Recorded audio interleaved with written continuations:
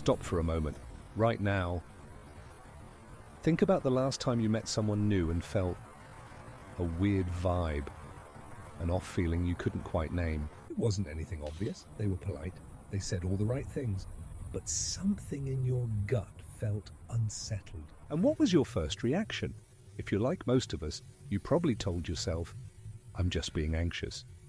I'm overthinking this. I shouldn't be so judgmental. You dismissed the feeling.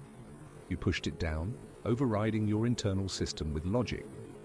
You decided to give the person the benefit of the doubt because that's what kind, rational people do. But what if that feeling wasn't anxiety? What if it wasn't a flaw in your social skills, but a feature? A highly advanced feature. That weird vibe you get from someone is not a random glitch. It is a higher form of data processing. It's your brain running millions of calculations below the level of your conscious awareness. Your mind is a pattern recognition machine. It has been trained over your entire lifetime and evolutionarily for millennia to detect subtle cues of safety and danger. When you meet someone, you're not just hearing their words. You are subconsciously processing their micro-expressions, fleeting facial movements that last less than a second. You're analyzing their vocal tonality. Is there a slight tremor, a forced cheerfulness, a disconnect between the happy words and the flat tone? You're reading their body language, the way their shoulders are tensed while they say they're relaxed, the way their feet are pointed towards the exit while they say they're happy to be here. Your conscious mind is too slow to catch all of this. It's busy focusing on the conversation, on what to say next.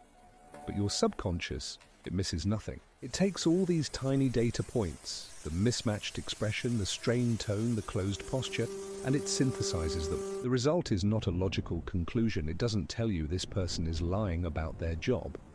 It gives you a feeling, a physical sensation, a weird vibe. This is your intuition. It's not magic, it's high-speed data processing. The problem is, we've been taught to distrust it, to favor the hard facts of a person's words over the soft data of our own feelings. So how do we start listening? How do we reclaim this innate human skill?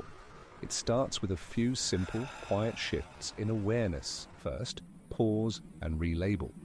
The next time you feel that vibe, don't immediately label it anxiety. Pause, take a breath, and simply say to yourself, I am noticing something. This shifts you from self-judgment to neutral observation. You are not a faulty machine. You are a highly sensitive instrument. Second, run the 3 C's scan. This is a quick mental check. First, congruence. Do their words, tone, and body language match? Is what they say congruent with who they present themselves to be? The eco-warrior who talks endlessly about their new gas-guzzling SUV. The minimalist with a new luxury purchase every week. Next, consistency. Is their story consistent over time? Do small details change? Is their behavior towards you consistent with their behavior towards others, like a server or a cashier? And finally, the most important C, comfort. Not your mental comfort, but your physical comfort. How does your body feel in their presence? Relaxed, open, at ease, or tense? Constricted, wanting to pull away. Your body often knows the truth long before your conscious mind is willing to accept it. A tight chest, a shallow breath, a knot in your stomach, that's all data. Third, treat it as data, not a verdict. A weird vibe doesn't automatically mean this person is evil. That's a story, a drama. The raw feeling is just information. It means pay attention. Proceed with caution. More information is needed. It's an invitation to observe, not to condemn. This approach removes the pressure of having to be right about someone. You're simply collecting information to decide how much you want to engage with them. Fourth, practice the gentle boundary. This is a powerful way to gather more data.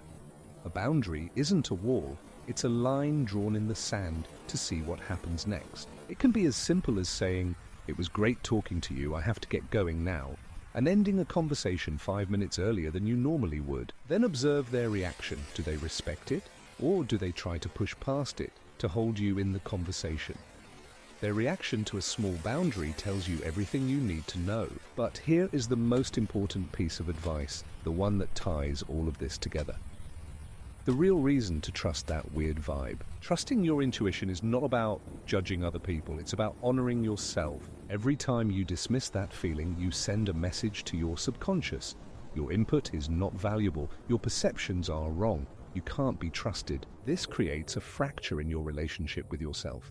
You learn to live in your head, relying only on external logic, and you become disconnected from your body's wisdom. Conversely, every time you pause and acknowledge the feeling, even if you don't act on it, even if you just say, "I hear you," you strengthen that connection. You are telling your deepest self, "I trust you.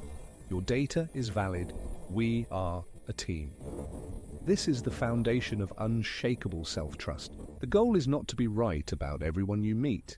You might get a weird vibe from someone who is just having a bad day. That's okay. The goal is to be right with yourself, to create an internal environment where all parts of you are heard, respected, and integrated. So the next time you feel it, don't rush to call it anxiety. Don't rush to dismiss it. Just slow down, feel it in your body. Thank your internal data processor for the information. And then, with that information in hand, you can choose what to do next, calmly, confidently, and completely on your own terms.